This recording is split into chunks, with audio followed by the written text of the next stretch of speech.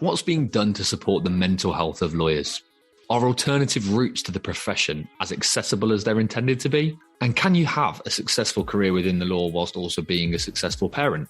I'm Duane Cormell, Managing Director of Round Recruit, an award-winning specialist legal recruitment consultancy based outside of Manchester.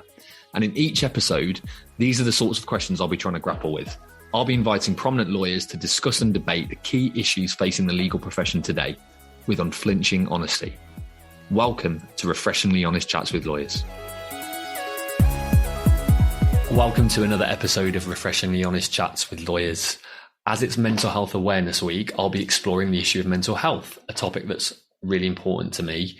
But specifically, today I'm going to be looking at what it looks like within the legal profession. And I'm pleased to be joined by someone who is much better placed than I am to talk about that, and someone who is also incredibly passionate about the subject, Sam Jardine. Sam's a partner in Fieldfisher's technology law group. He's passionate about improving wellbeing in the profession, and so much so that he's created training on the topic, partnered with external professionals, written numerous blogs and articles on the subject, and he also works with charities such as LawCare. LawCare are centred around supporting lawyers' mental health. By the time he leaves the legal profession, Sam hopes it will be a little emotionally healthier than when he joined it at the start of the century, and I'm delighted to welcome him to Refreshingly Honest Chats with Lawyers today. Well, hi Sam, thank you for joining me today. How are you doing? I'm doing well, thanks Duane. Yeah, how are you doing?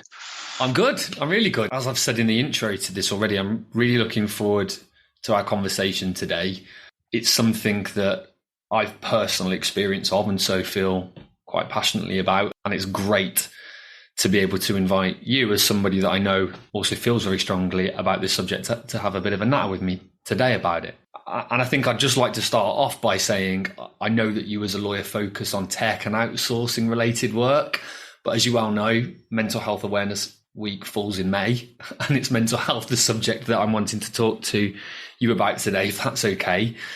So leaning more towards that, I would like to start off by asking you about your involvement with LawCare and your experiences on that front. So what made you want to work with LawCare and why are they important to you? Yeah, thank you. And that's a very good question. And for the record, I think this is probably a lot more interesting than tech and outsourcing contracts. Those are your words, not mine. Yeah, don't quote me. I think to answer your question, our profession, the legal profession, technically it's very excellent, but I think emotionally and culturally it is quite broken. We don't look after ourselves very well, and I want to play my part in helping us focus back on people and purpose. And that's part of a long game, really. I guess on a philosophical level, we get one shot at this thing we call life. And I think it's important that we're kind to each other and we help other people where we can. I think LawCare's work aligns with my own personal values. It's a wonderful charity and they work hard to raise awareness of stress and mental health in the profession. And their knowledge, support and signposting are actually really helpful, particularly important at this time as we come out of COVID and all the trials and tribulations that's brought about. What was the phrase you used there? Emotionally broken as a profession? Yeah, emotionally and culturally, I think we're in a bit of a mess in the legal profession. We don't look after ourselves very well. We are very highly driven to produce, to be productive, it's all about outputs and metrics. I think possibly that not every firm, not everybody certainly, but there's a culture of treating people as a means rather than an end. We use our people as a means to drive profit, to drive revenue, but actually those people, all of us have our own separate things going on, our separate lives, separate cares, relationships, things that are outside of work. And actually it's important that we treat people as the whole person and not just the revenue or the unit that law firms can sometimes do. I'm always mindful with any of these interviews that I conduct not to seem disingenuous by just agreeing and nodding the whole way through. But I'm just going to say now that all of what you said resonates with me a lot. And I think, you've made some great points in the couple of minutes we've been chatting already. So thank you. I've got some stats that I'd like to share with you, Sam, which you may or may not already know. But LawCare conducted a survey of the legal profession, and it revealed that 50% of those surveyed felt stressed, 19% were suffering from clinical depression, and an annual market research report that we conduct here at Realm, the one for 2021, we asked in that how well lawyers felt their firms look after their mental health, and only 17% said they feel that their firm looks after their mental health very well. And on the face of it, those are quite shocking stats, but I'm going to ask you now, do they surprise you? And I'm going to kind of guess that the answer is probably no, given what you said in the short time we've been talking already. But yeah, I'll let you do some talking on that. Yeah, I have a copy of the report in front of me. And actually, Elizabeth Rimmer, the CEO of LawCare, came along recently to an event that we ran and spoke on the report and gave a brilliant overview of what the findings of the report were. You're right, it doesn't surprise me. On the face of it, if you talk to most lawyers and say, how are you? How are you doing? I say, yeah, I'm fine. Busy. Busy is always the buzzword. I'm busy. Yeah, I'm snowed under. I'm under the cosh, but I'm fine. I'm doing really well. The reality is that sort of brave face or stiff upper lip doesn't necessarily properly reflect what's going on under the surface. And I think under the surface, a lot of lawyers, as in a lot of top professions, are struggling.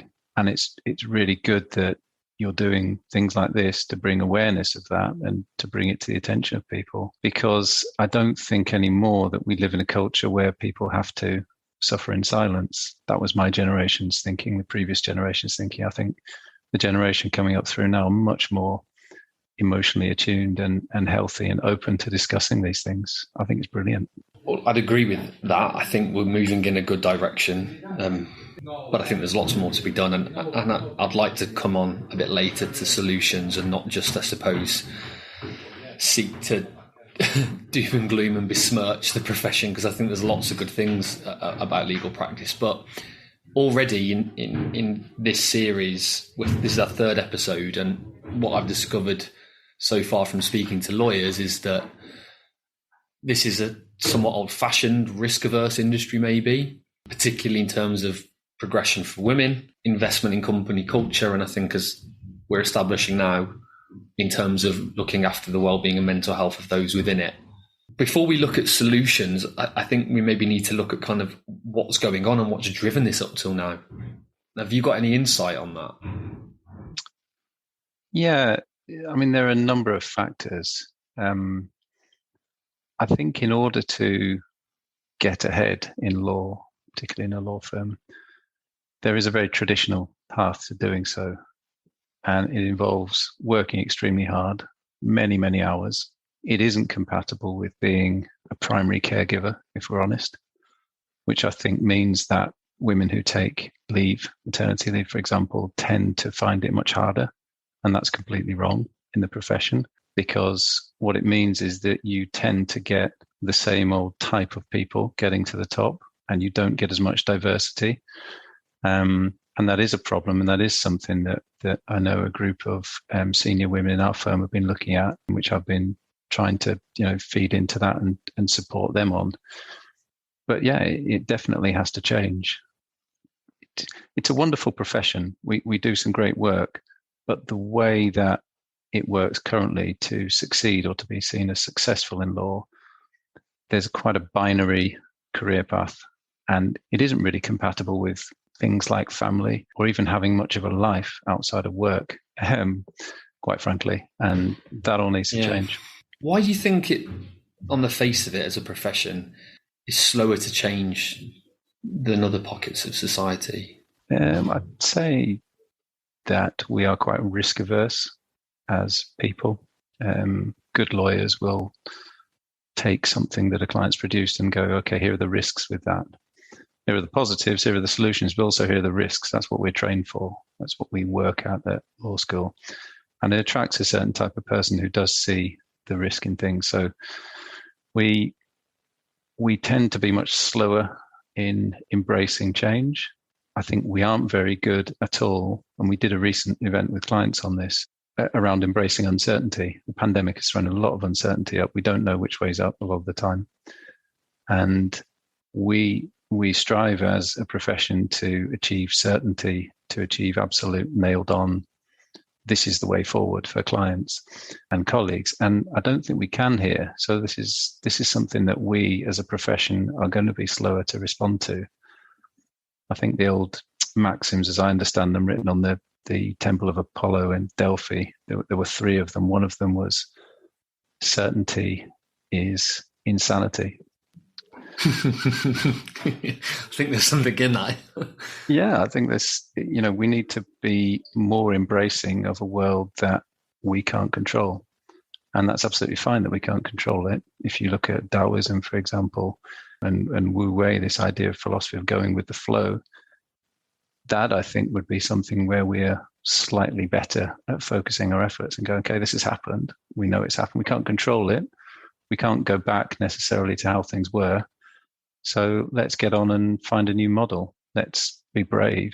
But yeah, it's not in our nature to do that. So it's happening, but it will take time. You mentioned at the outset that the legal profession is one that is technically very strong. Technical skills are encouraged and taught from degree level through to sort of LPC and training contract and sort of continue throughout. But if you acknowledge that people within the profession as a whole is fairly risk averse, is there something that needs to be taught and encouraged around embracing uncertainty a lot sooner, a lot earlier on?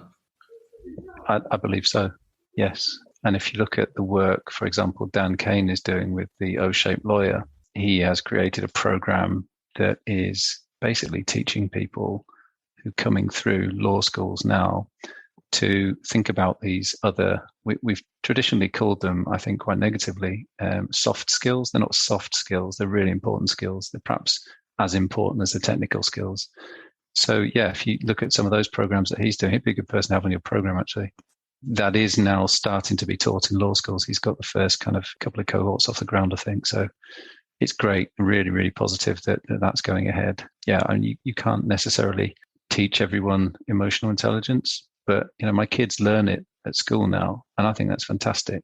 Really, it's really important to be good at what we do. Our education system, I know we're going slightly off track here, but we're funneled into this. You've got to be really good at what you do on a technical level. But we often miss okay, well, have you noticed how that person's receiving that? That just isn't landing at all. They're not listening to you. Are you attuned to what's going on there? And we don't train for that. And so we miss stuff. So, yeah. And I don't think we are going off course, actually, because I'm speaking from experience here.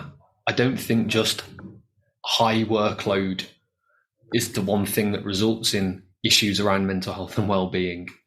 You could have most manageable workload in the world, but if that, those sorts of things that you talked about there are going on, like you're not rubbing up with people the wrong way and stuff isn't landing, that can stress anyone and that can lead to worse things. So I absolutely agree. It's good that we teach that stuff if you can teach it as soon as possible.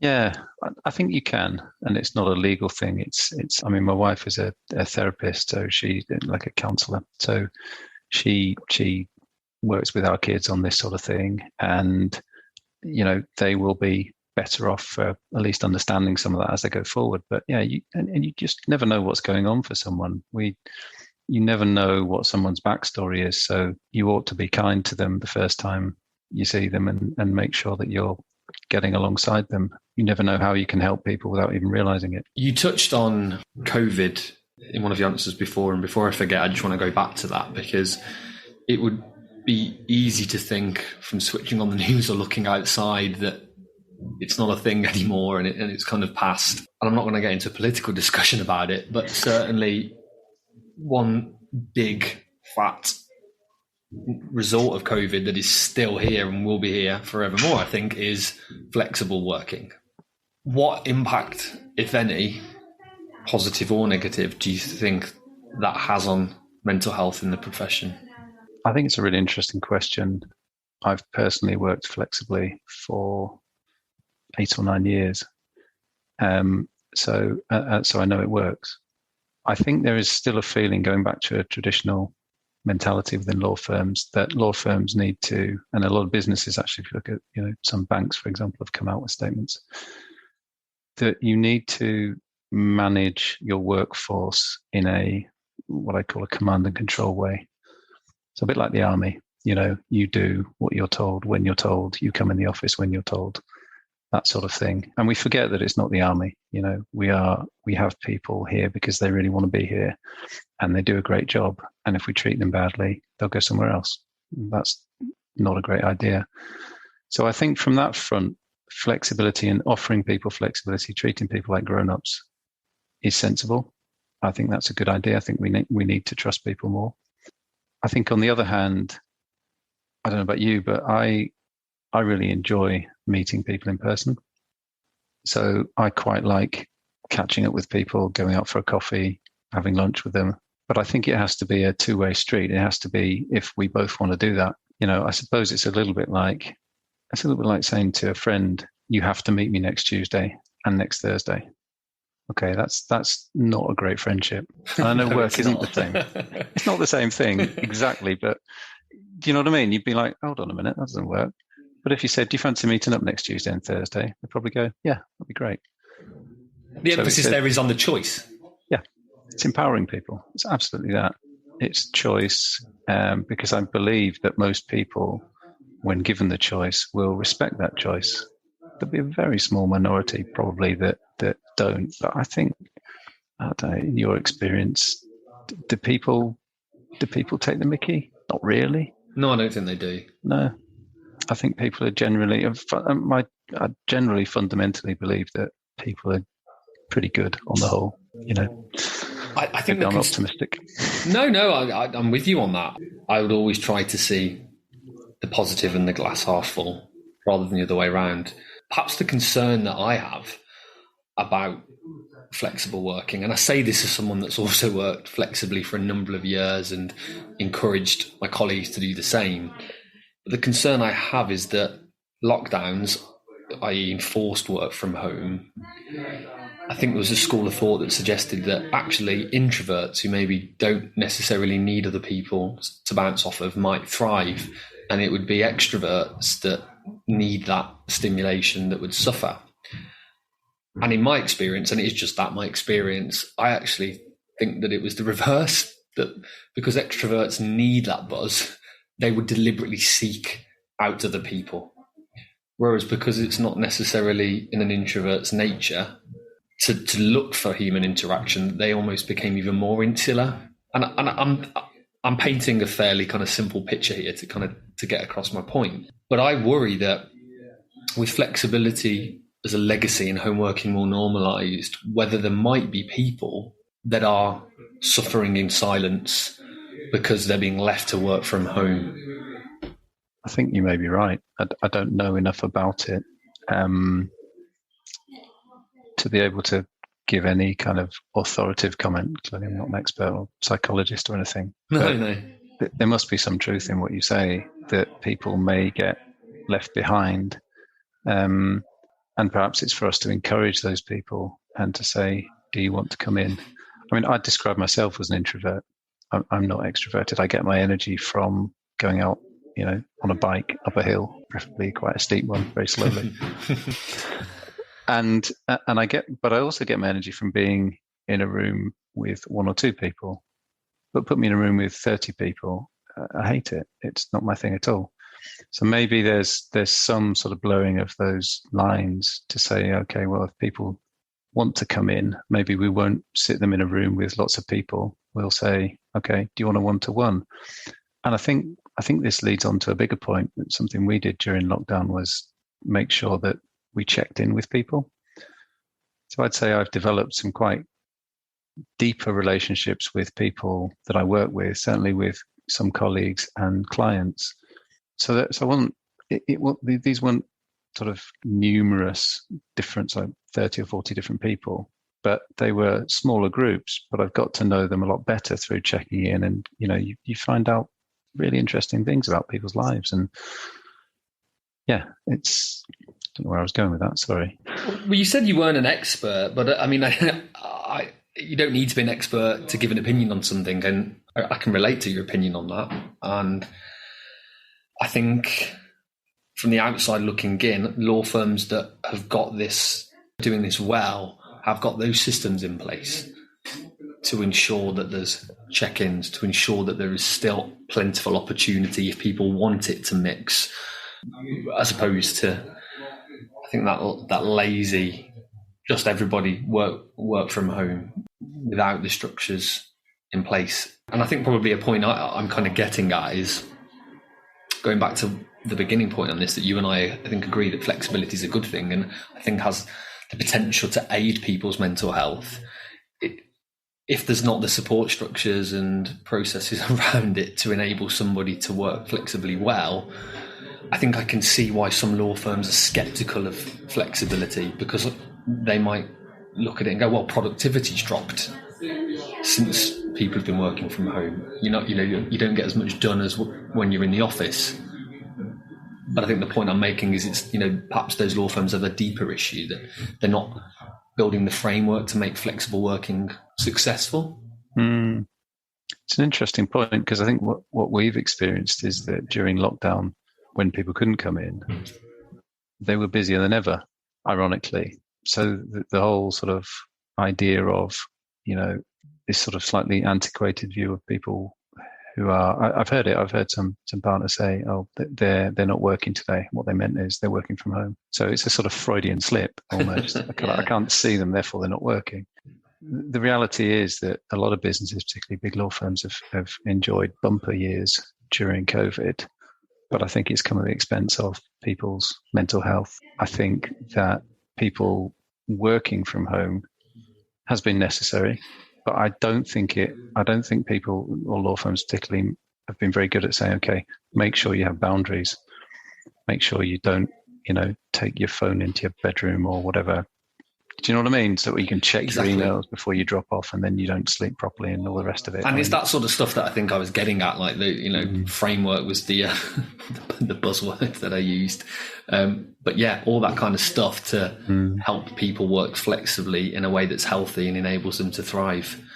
Because I know from the annual survey that we do at Realm that I've alluded to already, that there are some leaders in law firms that, whether the data they're given in their firm supports this or not, have said that they felt productivity dropped as a result of enforced working from home, and a reverse to continuing to allow it for that reason.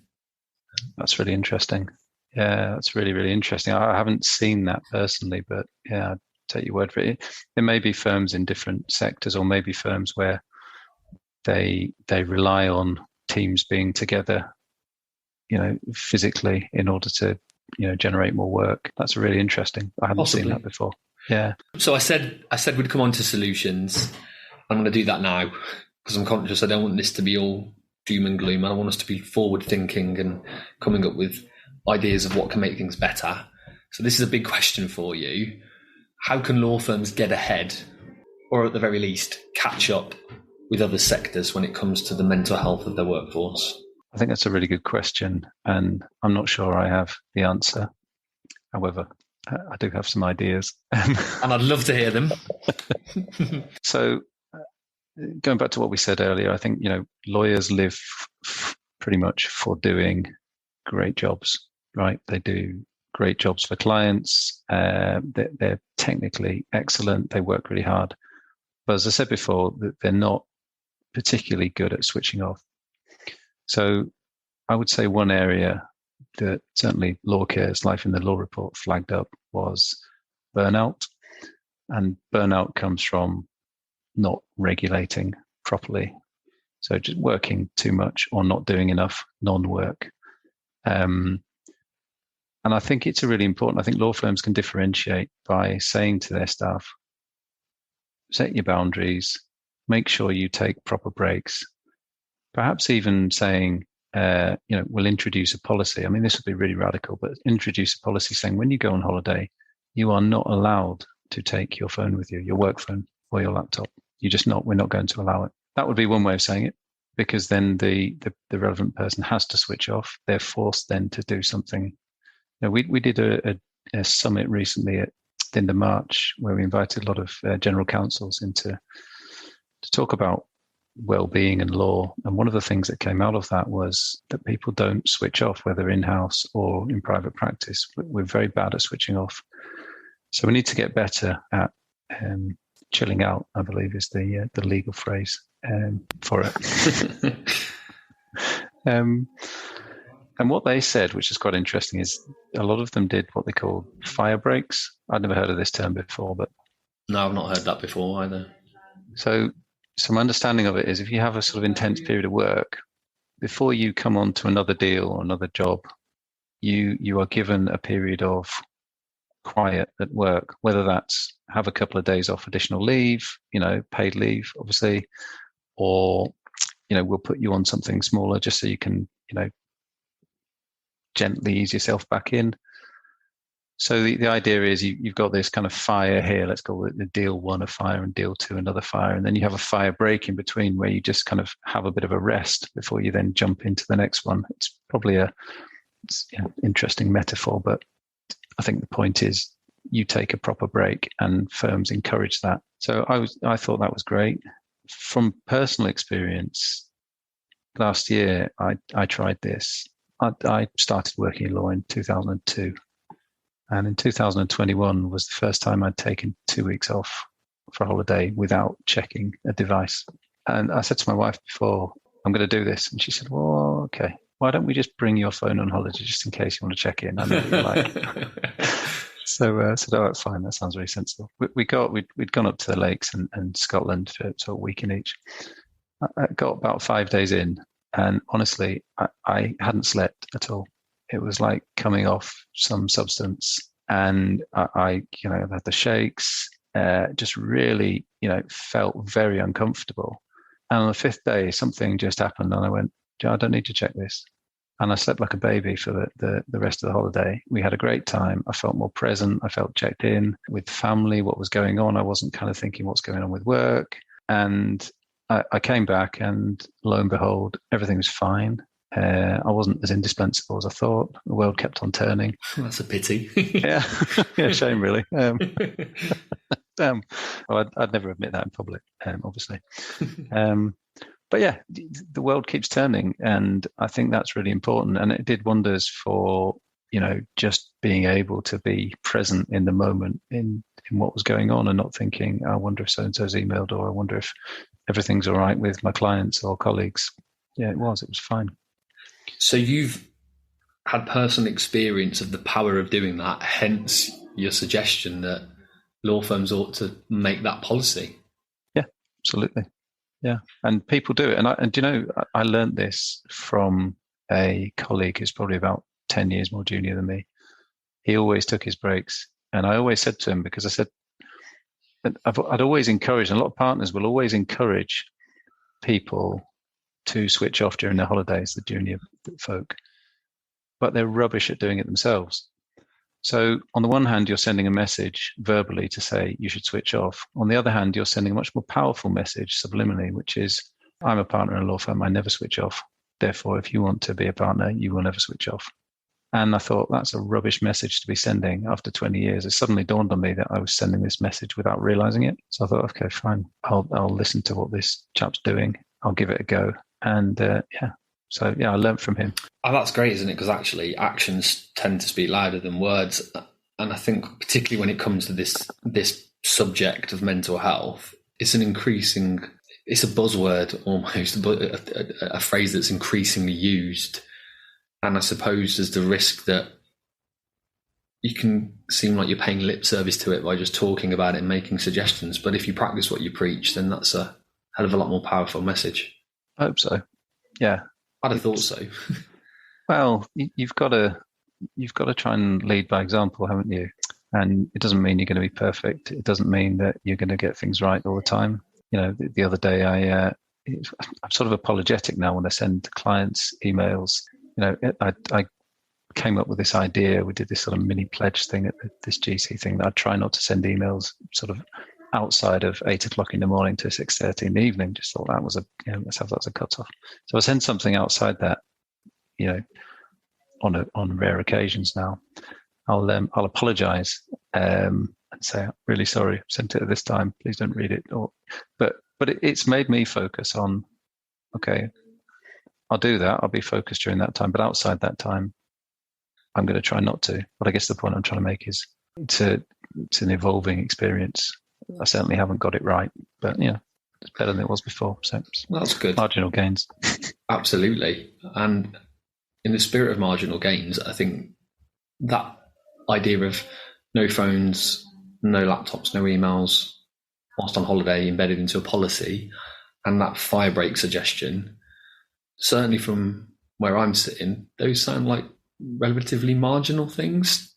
So I say that slightly through gritted teeth because I'm not sure whether or not you as a lawyer would agree, but I'm interested to know how easily could law firms at large put those things in place? Very easily. It's not difficult at all. The question is whether the will is there to do it, because it's a huge cultural shift to say to people, don't check in, because what you're in effect saying is, don't be creating revenue for the firm on your holiday. Don't be sort of creating additional revenue for the company. Don't be productive on holiday. And I think that is absolutely the message we should be giving. But it's not the message that I think businesses in general are ready to give unless they're quite mature in their thinking. Well, I guess they're not marginal changes then, actually, are they? Those things, if you put it like that, because marginal from the perspective of the business, absolutely not. Big cultural shifts. Marginal from the perspective of the individual employee, potentially, that's not a huge change for them. I think it'd be really fascinating to do a study of, take two groups of firms. One firm, one group implemented that policy, the other group didn't. Then look in 6 months, a year's time, and look at the attrition rates on the different firms, and just see which firms retained more people. I think accounting for all other things, you'd probably find a very strong correlation between the two. Yeah, I would agree. I'd expect that would be the case. There's a point you made earlier that I've been wanting to come back to about how a lot of firms effectively made a lot of money during the lockdown period, but the cost of that was a human one. I came into this today thinking that we'd talk about how, just from a commercial standpoint, it makes sense for law firms to better look after the well-being of their employees, because in my head, an employee who's good well-being and mental health is more likely to be a more productive one. But when you said that, it kind of stopped me in my tracks, and I thought, actually, all these law firms would have had a great time financially. There's perhaps now, as a result of that, not the incentive for them to get better at looking after well-being and mental health, because, as you say, they're money-making machines. So where's the incentive? It's hard for them to join at the dots, I guess, between my point of a better looked after employee is a more productive one and that current position that they've seen of, actually, these were overworked, but it's great. They made loads of money. It's a really, really good point. And I think it goes to the point of what you talk about there is a long-term strategy. You want people, presumably you hire people and you want them to stay for a long time. And so you'll take that into account in terms of the way that you work with them and the way you treat them. Law firms tend to be quite reactive. They don't tend to do things until it's quite late. So yes, there is I suppose what you're saying there, a short-term financial gain. But in terms of the long term, people become disillusioned. People leave the profession. People aren't replaceable. It's an absolute nightmare trying to recruit anyway in the market because it's so competitive at the moment. And it's pointless, in my view, burning people out. It's utterly pointless. It doesn't serve anybody well. It's a really interesting book. It's called The Long Win by Kath Bishop, who's a former Team GB Olympic rower. And she talks about, sports psychology and actually doing things for the longer term. So it's not about burning people out in the short term. So that's well worth a read. And again, should be someone really interesting to have on your podcast. Sorry for all the recommendations. There's a lot of really interesting people out there. No, they're always welcome, and I'd be lucky if I was able to get them to join me. No, well, they definitely should try. But I think we need to, as law firms, as businesses, perhaps start thinking a little bit more long term, because short termism doesn't work. And if people leave the profession, then that's not a win, in my view. That's a loss. If this great resignation, doesn't need to happen. People don't need to, but we need to change the culture to make it so that people want to stay. Sorry, that sounds really slightly high level, but it's my view. No, and I'm grateful for it, and I'm also grateful for you sort of understanding the point I was trying to make, because I don't think I made it too articulately, but absolutely what I was getting at was this point that the short-term evidence doesn't, for all law firms, support the narrative that I guess you're trying to paint, that I'm trying to paint, and others are trying to paint, that actually look after well-being and things will be better in the medium to long term.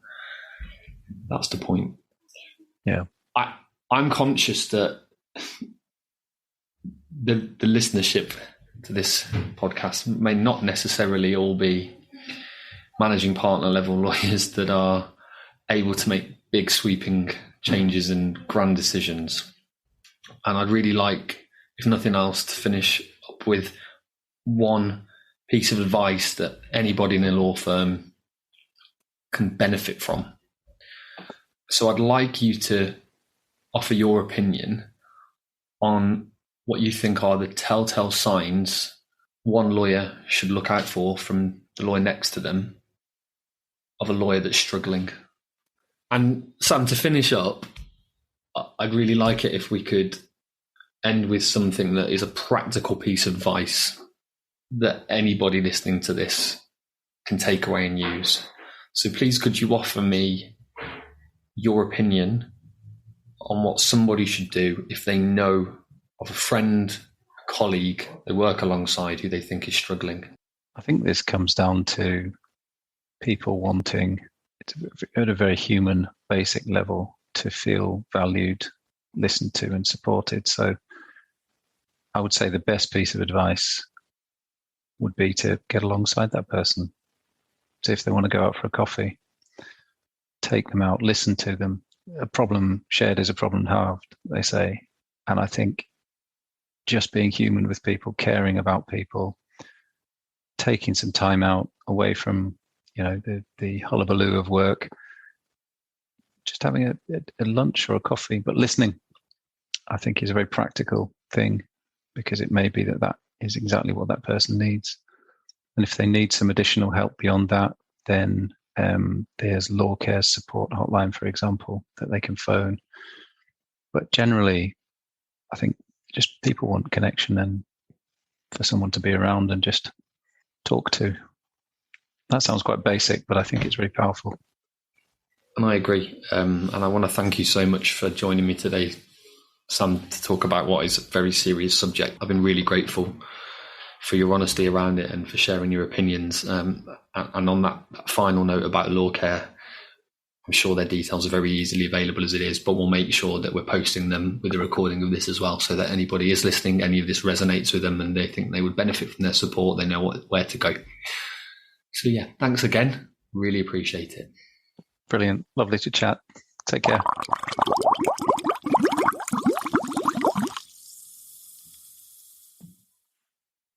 Some incredibly powerful points there made by Sam, and this idea that people just want to be valued, listened to and supported is a great one. And I think that takes me back to the beginning of my conversation with Sam, the point he made about that stock answer many people give you when you ask them how they're doing. And they say, yeah, I'm fine. I'm really busy. And actually, I did a post on LinkedIn a couple of weeks ago about my dislike for that phrase. But weirdly enough, when I put that post out, I didn't stop and think about how many people use it potentially as a bit of a mask to hide the fact that they have got potentially too much work on their plate, are feeling stressed or even maybe burnt out. And in the spirit of listening more to people, I think I'm going to try to listen out for people using that as an answer when I ask them how they are, and see if I can look beyond that to see whether or not they need more support. I also, when reflecting on my conversation with Sam, just love how powerful those two ideas he gave were, of insisting that there are fire breaks between big pieces of work, and also putting in place a policy that says no phone, no email, no laptops or anything whilst on holiday. And I think the point that he and I sort of came to on that was, although they are fairly marginal changes insofar as it wouldn't take much to put them into practice, from a cultural standpoint, it would be a huge shift for law firms. And so I hope that shift is well underway. And absolutely, I hope it's on the way, because I firmly believe that there are medium to long-term benefits of investing in and looking after the well-being and mental health of any business's employees. And I just hope that that short-term evidence that many law firms saw through the height of the pandemic, that suggests that it's actually profitable to overwork your employees, is reflected on and thought about very carefully. Because Sam made this point, actually, if the practices that led to those lawyers being overworked and that profitability continue, it's just going to result in more and more lawyers leaving the profession, which would be a huge shame. So on that note, I'm going to wrap up. You're very welcome, as always, to reach out and connect with Sam on LinkedIn. I'll make sure we share his details in the summary we post with the episode. We're going to try to include details in the summary as well of LawCare, and we'll try and get those book recommendations that Sam gave in there too. We'll also publish the full written transcript of this episode, as well as all future episodes, on our website, realmrecruit.com, where you can also sign up for our mailing list and access lots of other insights to help you develop your legal career. And that leaves me with just one final thing to do, and that's to thank you for joining me today for Refreshingly Honest Chats with Lawyers. If you enjoyed this episode, please go away, subscribe and share. I hope you'll join me next time.